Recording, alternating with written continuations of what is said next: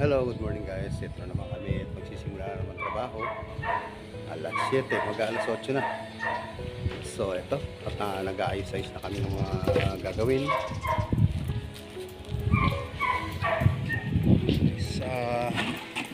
Ito, tanghali na naman.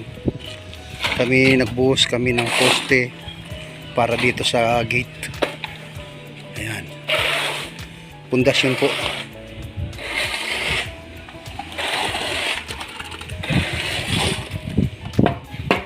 Dito po yun sa main gate. Ito. Bali po ang nangyari, 3 poste po yan magkakadikit. Dahil nga po, ito sa gitna, yan po ay poste para dun sa slab. At ito naman po sa unahan, yung poste po para sa gate entrance. Ayan. Ito, buhos na rin kami ng flooring ng kitchen. Ayan. So prepare na lang po namin dyan. Kaya po mayroon yan dahil gusto ng may-ari magkaroon ng floor drain dyan. Kung maglilinis daw sila at baldiyo para hindi na masyadong ano sa labas. Kaya pinapuntahan dyan. Eto, nagtataka kayo bakit po mayroon ditong clean out. Kasi nga po, yung unit po nito na Montevera Verde, yung kanila pong Poso Negro is nandito po sa likod. So nilagyan namin yan, preparation po, para kung sakaling mapuno, pwedeng dyan na po magsisip-sip yung malabanan. Yan po.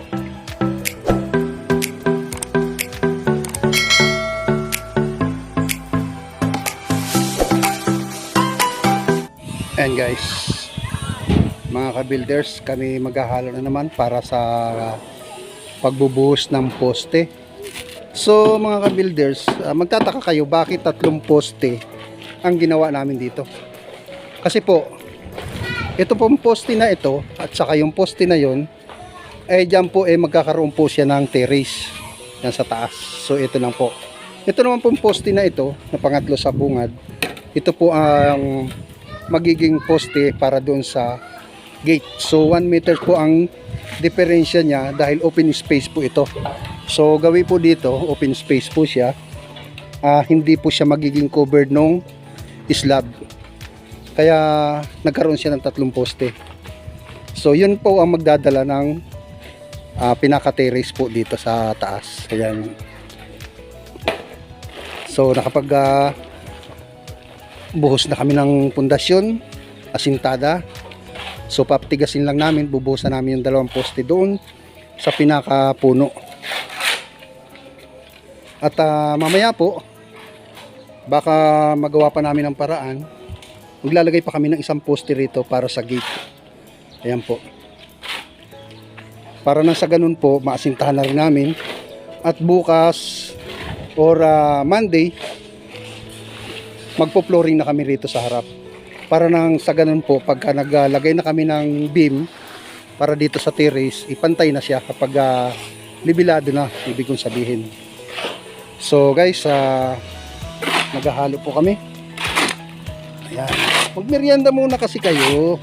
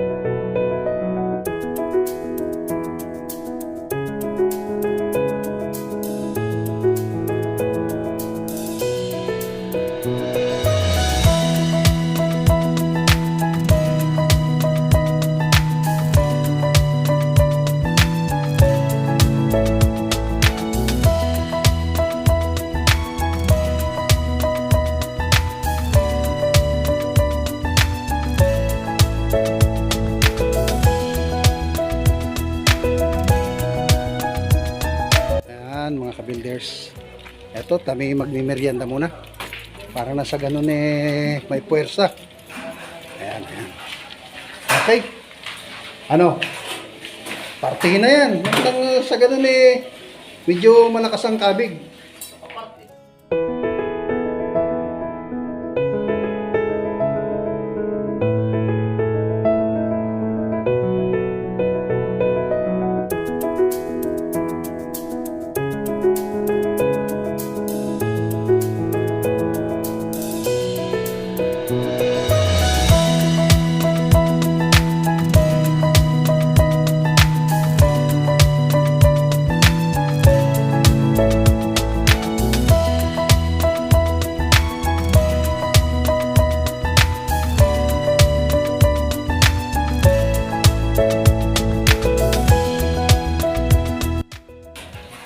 Ayun. Yung nilap yan. Merienda tayo ng... Ayan guys, merienda tayo. Magkakamalit yung tubo.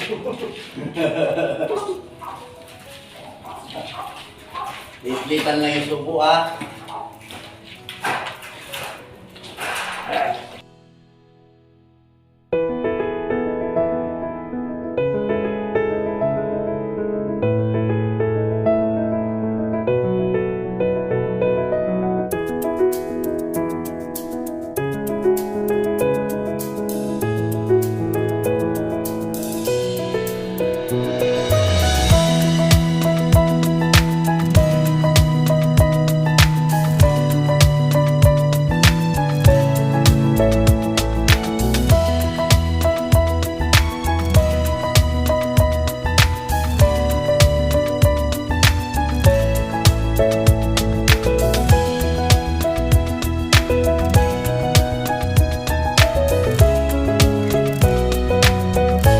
Guys, pa-deliver naman tayo ng graba. Gawa nga ng sa flooring at saka sa poste. So ayan, at tayo mga ka-builders, kailangan itong linggo na tong darating makapag-slab na kami. Nasa ganun makapagpatuyo kami doon. Habang na pinapatuyo namin yon, pa-plastering naman kami doon sa kusina at saka dito sa labas. Okay? Ayan, builders ito.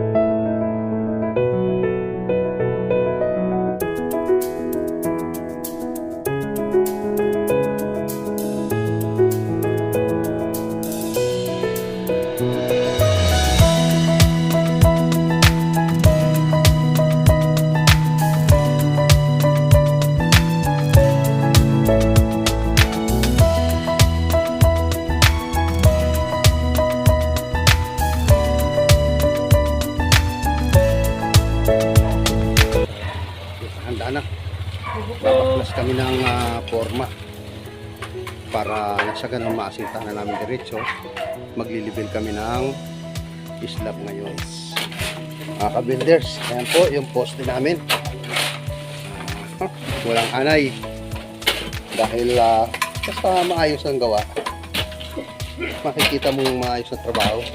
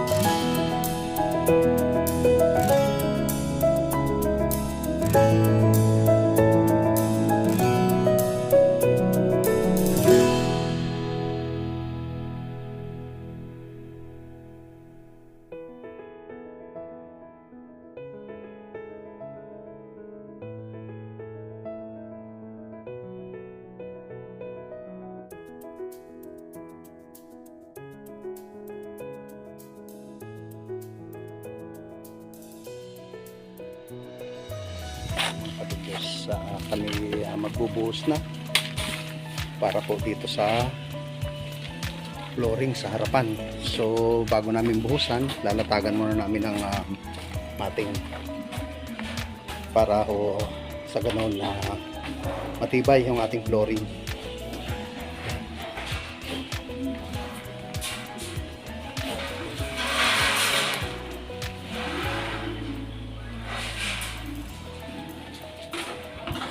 Yes guys, mga ka-builders, ito at kami kapag flooring na, ayan, binubuli na po dahil nga po sa bukas maglalagay na po kami ng beam para sa slab sa second floor, yung pinaka-terrace po niya.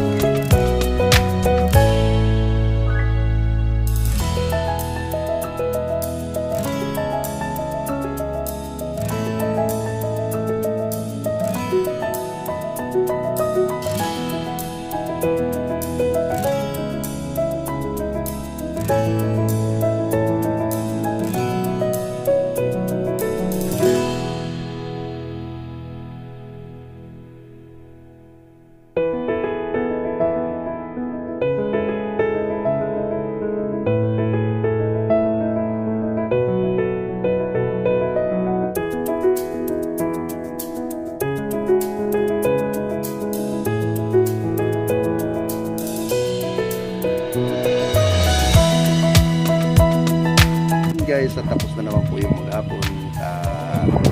Kaya nga po, bago ako magtapos po yung video na to, ay shoutout muna ako kay Shirley. Maraming salamat sa iyo. Inuulit ko, maraming salamat sa iyo pagbibigay mo sa akin ng panahon sa aking mga vlog. At shoutout rin ako doon sa aking mga subscriber, at lalong-lalo na doon sa humihiling ng update doon sa sa condo type na row house na aking ginawa. Hintayin nyo lang po, siguro po itong linggo na to o baka bukas mai-upload ko na, kasi nga po busy ako dahil may mga meet up ako ng tao, may mga ka-meeting po akong tao tungkol sa mga project. So guys, hanggang sa muli, magandang hapon. Bukas kita-kita po ulit tayo.